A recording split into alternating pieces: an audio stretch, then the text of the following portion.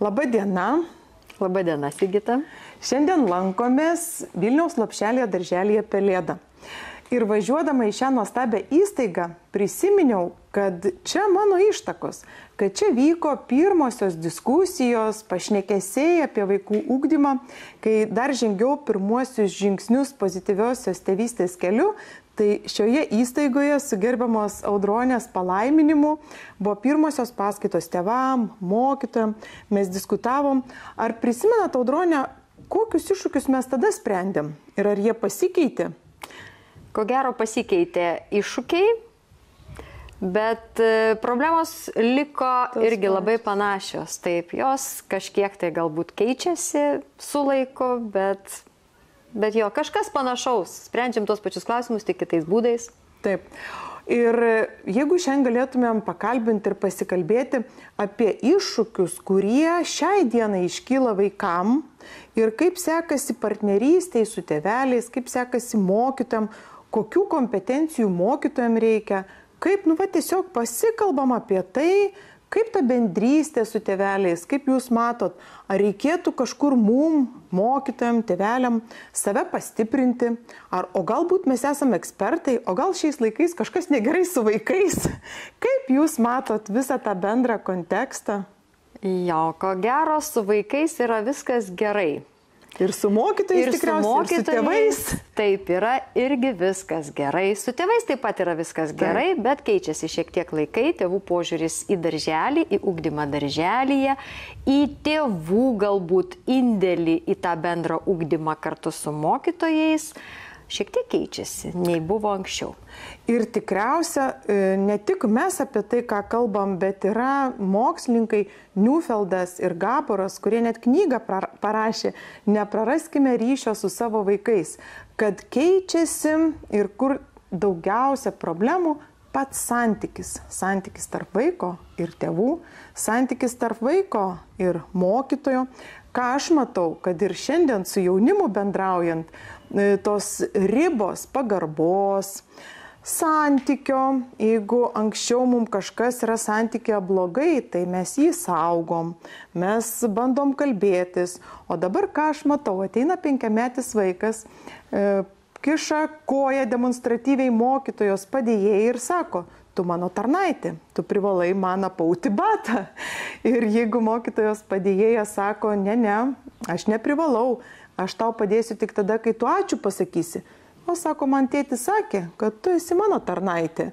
Nebereikalo mes pakeitėm įstatymą ir mokytojų padėjėjas dabar vadinam vaikų mokinio padėjėjom. Tai ar tikrai taip turi būti, kad jeigu vaikas užsimanė, mokytoja, padėjėja čia ir dabar turi tenkinti vaiko įnorius? Ir ar jūs pastebite tokią tendenciją? Gal pas jūs to nėra? Manome, ne tik aš, bet ir mūsų mokytos mano, kad taip neturėtų būti, o tikrai būtent taip ir pastebim, kad taip ir vyksta. Taip, kad tėvai tikrai tokią poziciją skleidžia ir vaikai ją atsineša į darželį. Ir tai yra akivaizdu. Ir kas gaunasi tada tame santykyje? Tarsi tėvai yra vaikam didžiausi autoritetai ir mokytojas užmezga ryšį. Ir vaikai gaunasi tarp dviejų frontų, kur vieną vertybinę nuostatą neša tėveliai ir norėdami apsaugoti savo vaikus ir norėdami viso ko geriausio. Tai mūsų ta diskusija su gerbiama Audronė, tikiuosi, suras atgarsį jumyse. Ir prieš sakydami kiekvieną žodį savo vaikam, jis yra aukso vertės, nes jis kuria vidinius mąstymo vaikų žemėlapius. Ir jeigu mes sakom, kad kiti aplinkiniai žmonės privalo daryti mus laimingais, nieko jie neprivalo. Dabar gal jūs ir priversit gerbiamą Audronę, mane, mokytojus, kad mes atlieptumėm ir tenkintumėm visus vaikų įnorius. Bet kai vaikai bus pradinėse klasėse, kai jie bus suaugę žmonės, tai mes būsim nepajėgus priversti visos aplinkos, kad jinai tarnautų vaikam. Tada prasidės didžiausi iššūkiai. Ir aš labai vertinu mūsų tą diskusiją ir labai tikiuosi, kad jūs ne šitą žinią perduosite tėveliam, kad dabar tas santykis, tai, ką jie gali duoti savo mintimis, formuoti vaiko mąstymą, kai vaikas bus užaugęs, jie negalės sugražinti, ir mes negalėsim sugražinti vaiko į ikimokyklinio ugdymo amžių. Ir jau tie žemėlapiai bus labai stipriai įsišaknyję jų galvose ir koreguoti bus sunku. O kaip jūs įkvepiat mokytojus, kaip mokytojams suteikti drąsos, pasitikėjimo, kai pasaulis taip greitai keičiasi, kai viskas, dirbtinis intelektas yra mūsų gyvenimo dalis. Šiandien dar Europoje negali pasakyti dirbtinis intelektas vairuotojo numerį nuskanavęs, kas yra šeimininkas tos mašinos. Bet Amerikoje tai yra realybė, pas mus dar duomenų apsauga veikia, labai greitai keičiasi pasaulis. Kaip pavyksta ugdymo įstaigai su tais iššūkiais dorotis? Nėra lengva iš tikrųjų. Čia yra kiekvienos dienos kasdienis darbas tą daryti, nes kiekvieną dieną gali tų iššūkių atsirasti. Ne vienoje grupėje, tai kitoje grupėje, ne vieniems pedagogams, tai kitiems. Ir tai yra kasdieniai pokalbiai. Kiekvieną kartą tenka aiškintis atskiras situacijas, jas analizuoti, diskutuoti, kaip reikėtų pasielgti, ką galima būtų tėvams paaiškinti, ką jiems atsakyti. Na, žinoma, aišku, imame visą laiką, kviečiamės pagalbos iš šalies, ir lektorius, ir mokymus, ir seminarus organizuojame įstaigoje. Bet vis tiek pagrindė yra išsiaiškinti situaciją su mokytoju ir pagal galimybės pabandyti išdiskutuoti tą situaciją ir su tėvais. Taip, va tas nuolatinis pašnekesys ir kad iššūkių nebus, tai būtų naivu tikėtis. Tikrai taip. Jų bus ir pagrindinis raktas tikriausiai išmokti, surasti raktą, kaip greitai išeiti iš tų probleminių situacijų. Jų nebijoti, tai labai noriu padrasinti tėvelius, mokytojus, atvirai įvardinti, kokius sunkumus mato. Ir kalbantis, kad fokusą imti vaiką, vaiko įgūdžius ir labai svarbu neperžengtų pagarbių ribų. Auklėjant vaikus, nepradėti auklėti vieniem kitus. Ne mokytojam tėvelius, tėveliam mokytojus. Dažnai taip nutinka, visi norim to paties, norim padėti vaikui, bet ką dabar stebiu, ta prasminga edukacija, tie prasmingi pašnekesiai, kaip ir jūs sakot, nuolatinės diskusijos. Jau išsprendi vieną problemą, atsiranda kita. Ir vaikam mes nežinom, su kokiais sunkumais jiem teks susidurti gyvenime. Jeigu žinotumėm, juos paruoštumėm, nežinom. Bet vienas aišku, kad gyvenimo tempas nelėtės, bet greitės, kad iššūkių bus, tai tikriausiai mes įtikinom, kad vertingiau mokyti įveikti iššūkius, netgi dirbtinai vaikam kurti pagal jėgas įveikiamus iššūkius, kad jie galvoje savo mąstymą formuotų, ką aš galiu padaryti pati savo jėgomis, kad pasiekčiau tikslo. Ir pirmiausia, aš turiu turėti tą tikslą, turiu norėti jo siekti. Mes irgi atreaguodami į tai, kas vyksta, sukūrėm 2 naujus įrankius. Vieną Zosės veiksmų žodžiai, tai palengvinimas įrankis tiek tėveliam, tiek mokytojam, kaip sudominti vaikus skaitimų ir paruošti juos rašymo įgūdžiam jau mokykloje. Ir kitas, atpažinkime savo emocijas, tai emociniam raštingumui ugdytis. Kaip jūs galvojate, Audrone, ar darželyje vaikai jau gali išmokti, atpažinti savo jausmus, emocijas, ar gali išeiti mokyklą jau gebėdami įvardinti pagrindinės emocijas, kaip jis jaučiasi, ir atpažinti veiksmus, kurių jie griebėsi, pavyzdžiui, supykę. Aš kai supykstu, trenkiu mokytojai. Aš kai liūdžiu, rėkiu. Ar ten kitus veiksmus. Ar pajėgus ikimokyklinukas tam? Manau, kad tikrai pajėgus. Mes viską darome, kad jie gebėtų įvardinti savo jausmus. Tai yra ir programos, ir veiklos, ir projektų vykdoma visa eilė, kurių metu būtent vaikus ir skatiname, mokome atpažinti jausmus, juos pasakyti, išreikšti. Aš manau, čia yra, pritariu jūsų nuomonė ir labai dėkinga, kad jūs tai darot, ir tai yra didžiausia dovana vaikam. Ir jeigu jie išeidami mokyklą gali įvardinti savo jausmą, gali įvardinti veiksmą, kuris, pavyzdžiui, ten aš kai supykstu, trenkiu draugui ir aš nenoriu to dalyko daryti, aš noriu išmokti elgtis kitaip, aš ieškau, kaip savo padėti. Ir jeigu mokytojai, tėvai, būsim tie ramščiai vaikam, kurie padėsim jam ugdytis geresnius įgūdžius, nes aš manau, kad įgūdžiai yra žmogaus likimas.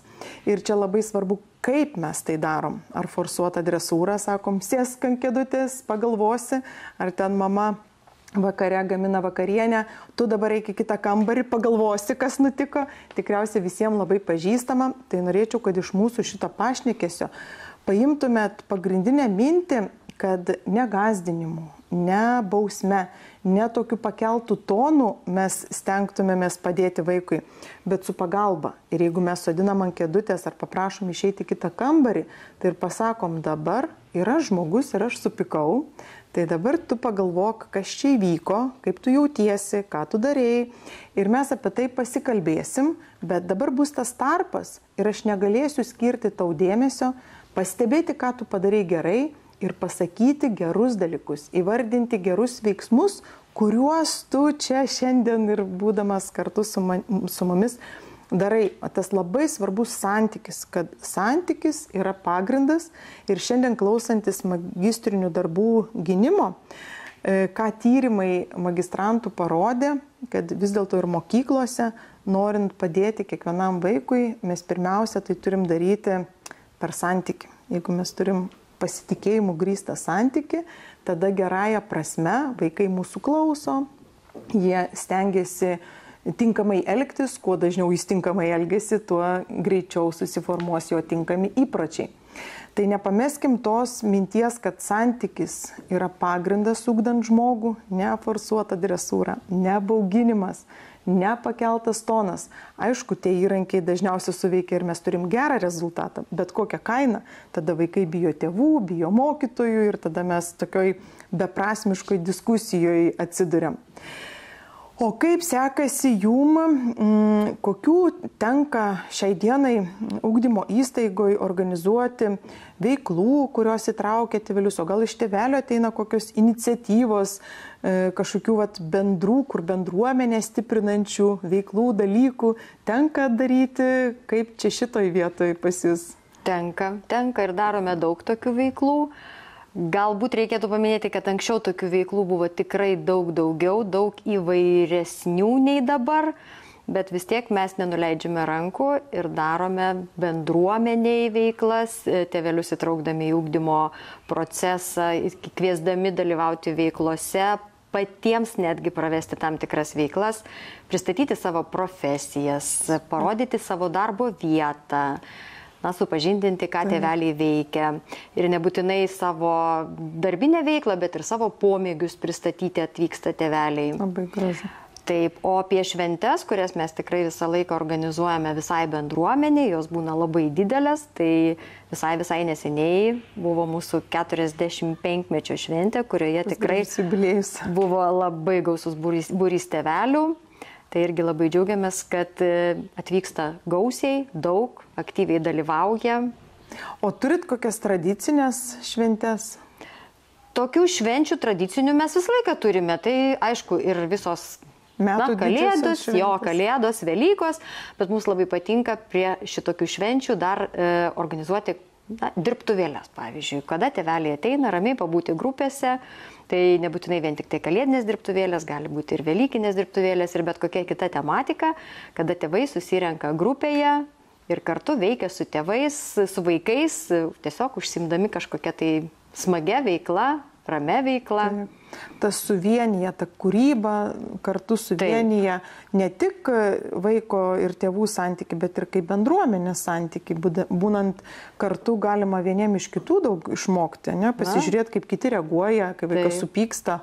Galima čia geriausia tokia saviugdos mokykla ir saviugdos galimybės. Taip. Ir edukacinės visokios išvykos kartu su tėveliais, sportinės veiklos. Fantastika. Tai tokių tikrai turim nemažai. Fantastika. O kas lemia, minėjot, kad anksčiau būdavo tokių švenčių susibūrimų daugiau, o kas lemia, kad jų mažėja?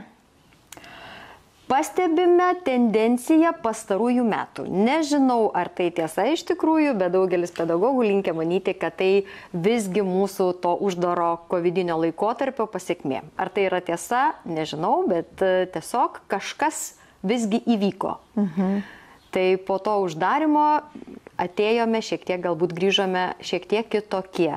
Labiau norintys izoliuotis, daugiau užsijėmė, galbūt daug kas dar nuotolyje dirbo, tai kažkas po to įvykio jaučiasi pasikeitimas. Anksčiau gal turėjome daugiau laiko, daugiau entuzijazmo, nes tikrai tas aktyvumas buvo daug didesnis, įvairiapusiškesnis, masiškesnis. Daugiau tėveliai įsitraukdavo, daugiau rodydavo iniciatyvos. Patys inicijuodavo. Patys inicijuodavo. Dabar mes džiaugiamės, jeigu jie atsiliepia iniciatyvą ir jeigu kartais ką nors organizuoja patys, tai čia jau yra iš tikrųjų labai, labai gražu ir džiaugiamės tuo. Aš dabar susimaščiau, ką įvardinai Audronė, kad ką pastebiu ir kitame kontekste vaikų dienos centruose, bendraujant su jaunuoliais, jeigu turi projektinę veiklą, kuri atrodo prasminga, kuri nekainuoja pinigų, tik kainuoja laiką ateiti ir tu gali užsimti prasmingą kūrybinę veiklą, tai aš kaip edukatorė dažnai save pagaunu, kad būnu prašytojos pozicijoje.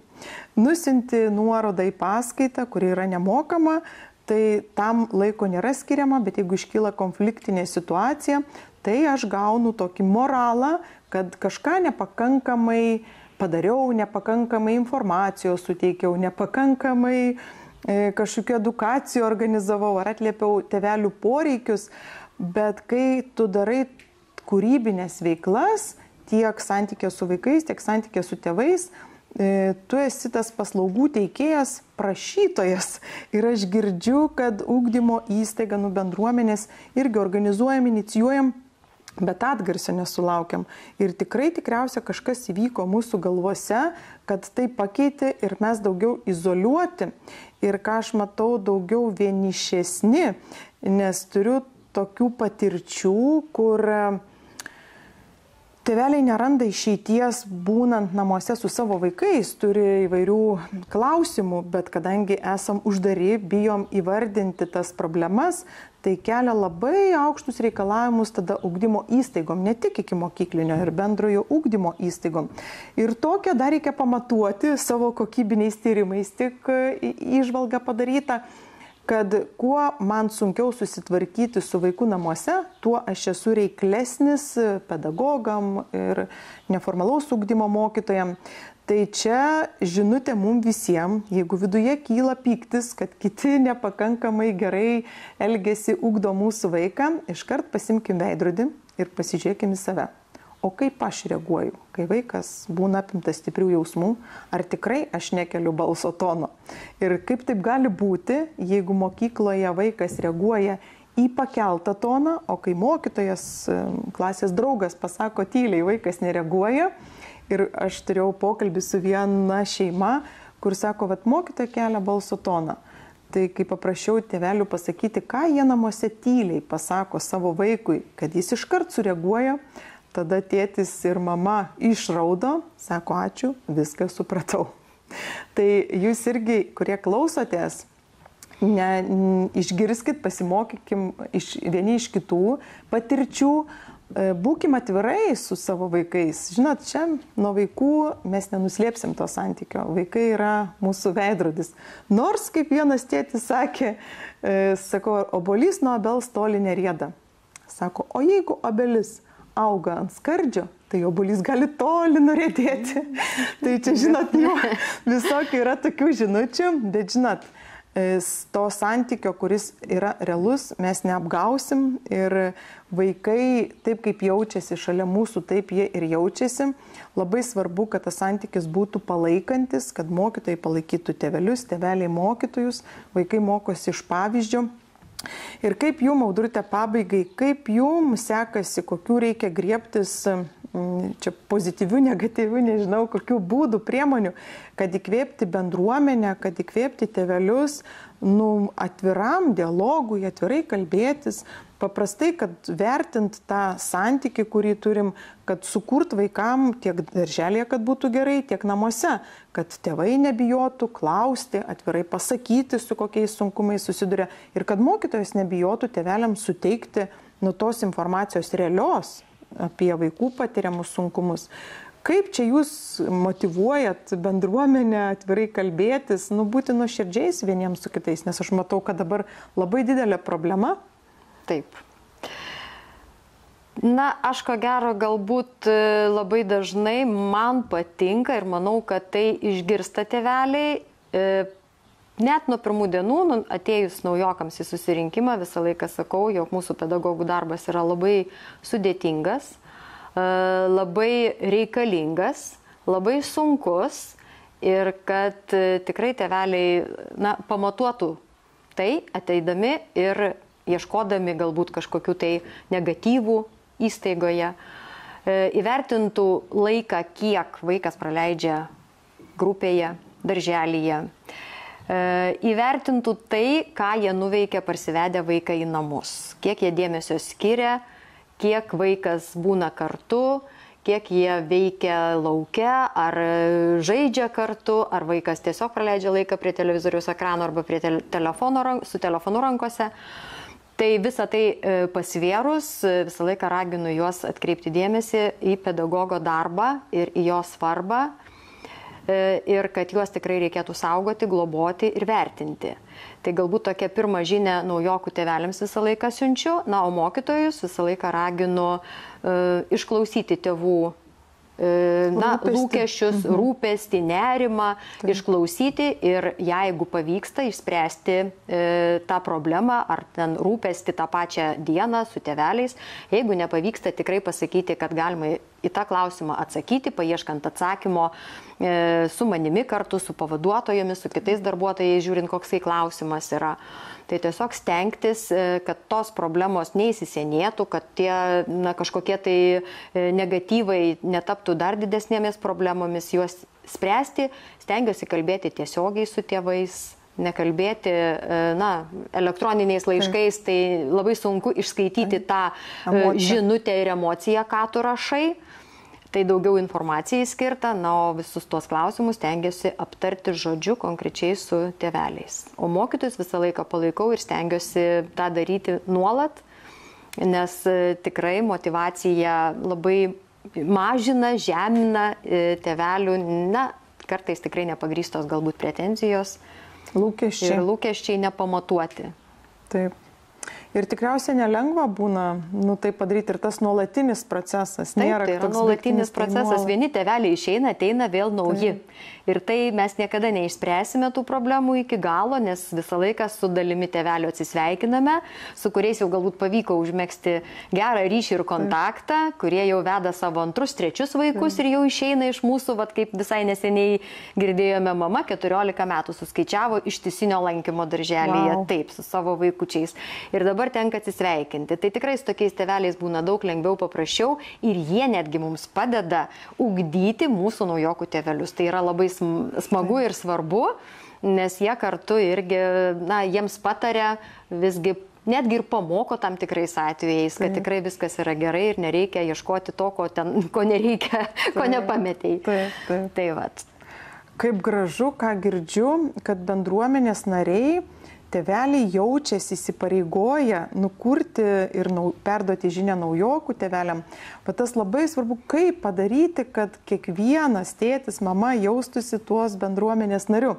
Ir kaip aš dažnai pratęsiant jūsų mintį, norisi sakyti, jeigu turi priekaištą pedagogui, kito vaiko, tėčiui, mamai, tai pirmiausia surask 5 teigiamus dalykus, ką vaikas, mokytoja daro tinkamai ir tada turi teisę išsakyti vieną, lūkestį, priekaištą, nerimą, kas tave neramina. Labai svarbu yra tas santykis ir kaip mes tą žinutę pasakom. Nuolat, mums emocijos kyla labai dažnai ir jeigu mes jas taip parodytumėm kiekvieną tą kilusią emociją, tai tikriausiai mes užsisuktumėm beprasmiuose, nereikalinguose ginčiuose ir ta prasminga edukacija liktų kažkur šone. Tai ką aš išgirdau, kad ilgalaikė partnerystė sukuria tvirtus ryšius. Tikrai. Bet kadangi jeigu dauguma šeimų augina po vieną vaiką, ne visi turi prabangą būti ugdymo įstaigoje 14 metų. Jeigu tik viena atžala, tai 5 metai. Tai vadinasi, tik peržengus ugdymo įstaigos slenkstį, ateinu su nuostata, kad visiems dėkoju už teigiamus dalykus ir tikrai tai veikia, jeigu aš pradedu stebėti, ką kitas padarė gerai ir jam apie tai pasakyti, padėkoti, pasikeičia visas pasaulis apie mane. Ne tik mano galvoje, bet aš darau poveikį ir kitiem. Padedu ne tik savo vaikui, mokytojui. Jeigu kažkuris grupiai, klasiai vaikas yra tas, kuris netinkamai elgesi, ir jeigu aš atėjęs pasimti savo vaiko, pasakysiu jam gerą žodį, aš jau įmečiau akmenuką į to vaiko pasitikėjimą savimi. Ir tai jau keičia grupės santyki. Tai kurkim pasitikėjimų paremtus tarpusavio santykius, vieni kitus palaikykim, nebijokim rūpesčių, iššūkių. Iššūkiai ar problemos mus moko, mums neleidžia sustabarėti, mes nuolat mokomės. Ir svarbiausia, kad gerai jaustumėmės tame santykyje, nereikėtų kažkaip slėpti tai, kas mane neramina, turėčiau drąsos kalbėti pirmuoju asmeniu ir pasakyti, kad Audrute, man va tas žodis, tas veiksmas kelia sunkumų, pasakyti tai prie 4 akių, ne prie liudininkų, lygiai taip pat ir vaikai. Aš matau, siunčia žinią, pavyzdžiui, mokytoja nori perduoti žinutę, kas vaikui nepasisekė, vaikas jau tempia mamą, kad greičiau išeiti. Mama sako, palauk, aš noriu mokytojus išklausyti. Nepastatykim vaikų į tokias nepatogias situacijas ir rūpesčius ar neigiamą informaciją išklausykim be vaiko. Vaikas irgi yra žmogus. Tai gerbkim vieni kitus, parodykim pagarbą vaikam, nesvarbu, kad jie turi tik 5, 3 ar 2 metų gyvenimo patirtį, bet jie yra žmonės, jie turi jausmus, jie viską perima, kaip mes bendraujam. Labai džiaugiuosi, tęsdama mūsų partnerystę, užduotą interviu, labai smagu girdėti ir tai, ką jūs darot, kad atvirai kalbatės, kad paprastume yra visa esmė. Gyvenimas yra paprastas, bet kartais mes jį padarom sudėtingu. Ačiū Audronė už interviu ir iki kitų malonių. Ačiū Sigita labai. Iki.